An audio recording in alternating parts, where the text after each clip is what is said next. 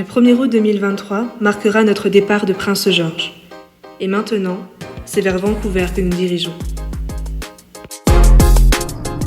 Voilà, on est sur la nationale. Je pense que ça va durer pendant un moment. Et c'est là que je regrette les petites routes. Comme on disait avec Hervé, nos petites campagnes. Bon, il y avait les ours. Et là, maintenant, ce qui est dangereux, c'est les gros camions. Surtout ceux qui transportent le bois. Bref, on kiffe. On kiffe la circulation et Hervé aussi. Première fois qu'on voit le panneau qui nous montre le nombre de kilomètres restants pour aller à Vancouver. Là, on est à 732 km. C'est alors le long de la route 97 que nous poursuivons notre chemin, avec comme premier arrêt Hickson, où nous poserons notre tente près d'un terrain de sport. Bref, on était en train de manger. Hervé, il avait préparé ce délicieux repas hier, mais ça a tourné. On est ravis. En plus, on s'était préparé mentalement à le manger, quoi. Oh là là. Ça arrive.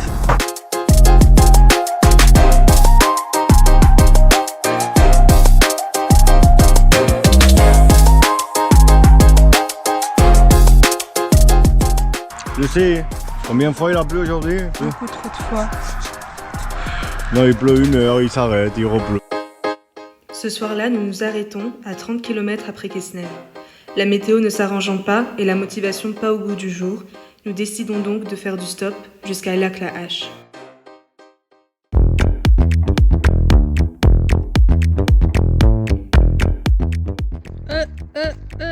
Qu'est-ce que t'as? Du coca. Ben, il y avait que ça.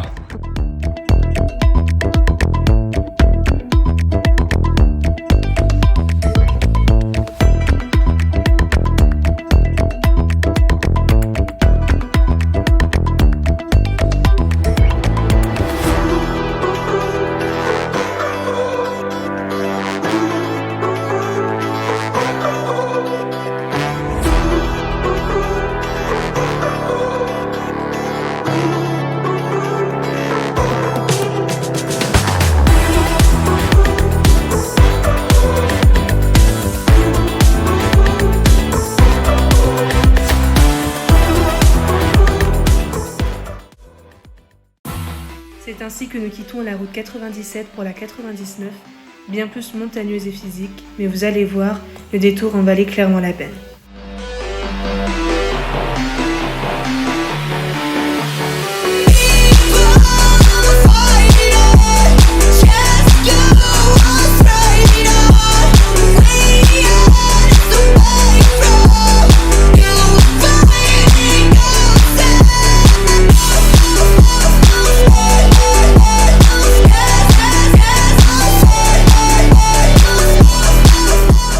Ces deux petits Français se sont perdus.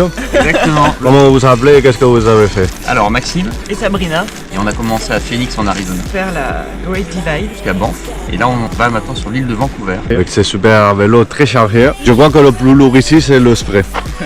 C'est sûr. Ça fait 2 km qu'on a commencé, déjà on transpire comme des cochons.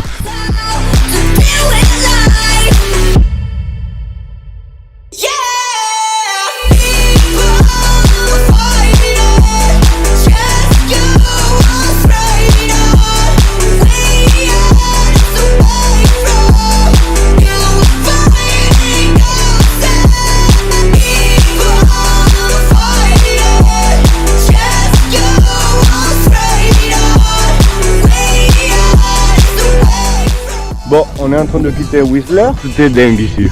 C'est incroyable.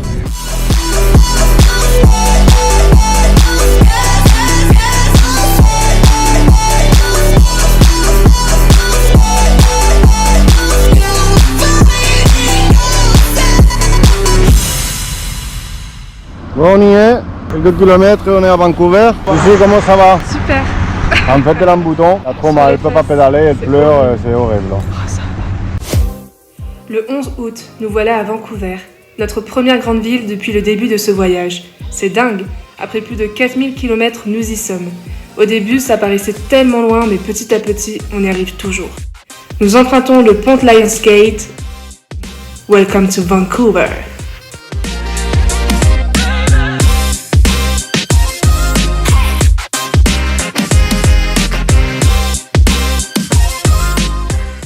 Nous sommes restés 4 jours à Vancouver et avons été gentiment accueillis par Shannon, un warm shower situé en plein centre. Nous profitons donc de ces quelques jours pour visiter un peu la ville, à vélo bien sûr. Après avoir posé les pieds pour la première fois dans l'océan Pacifique, glacé par ailleurs, nous faisons le tour du musée de la science, Stade, puis le Chinatown. Quartier à plusieurs facettes. Nous retiendrons le fameux Gastown Steam Clock, reconnaissable par son fameux son, qui a lieu toutes les 15 minutes.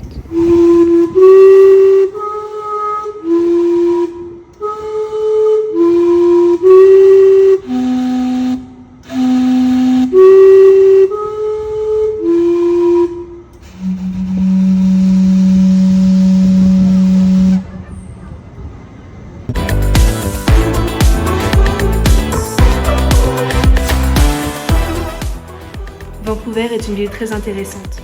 Étant très cyclo-friendly, c'est un réel plaisir d'y circuler et visiter les lieux incontournables. Les conducteurs de véhicules sont également très respectueux, ce qui n'a pas été forcément le cas avant notre arrivée. Nous prenons un réel plaisir à visiter la ville.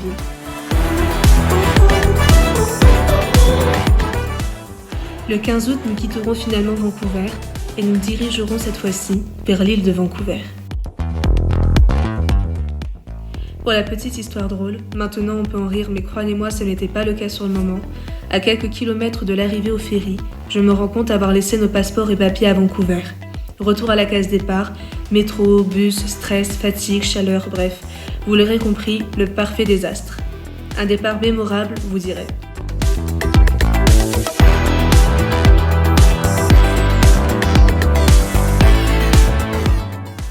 Heureusement, on a pu prendre le ferry suivant.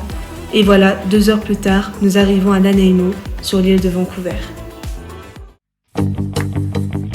Premier réveil sur l'île de Vancouver, à Nanaimo, chez un warm shower qui nous a accueillis comme des rois malgré notre arrivée tardive en raison des péripéties de la veille.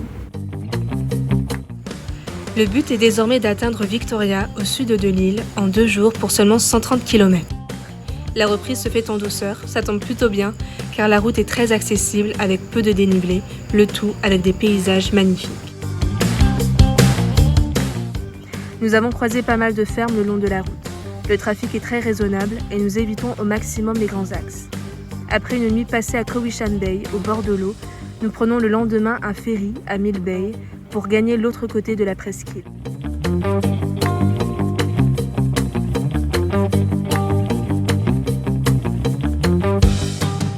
En fin d'après-midi, nous arrivons finalement à Victoria, où nous serons accueillis merveilleusement bien.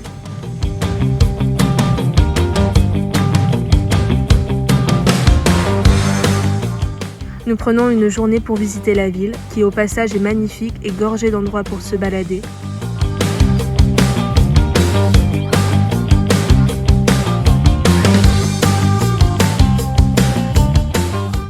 Et nous prenons une nouvelle fois le ferry, pour cette fois-ci regagner les États-Unis à Port Angeles. Nous faisons donc nos au revoir au Canada, mais on le sait bien, ce n'est que partie remise. On reviendra pour visiter le parc national de Banff, le lac Louise, etc. Tellement de choses à voir. Enfin, merci le Canada et welcome to the United States.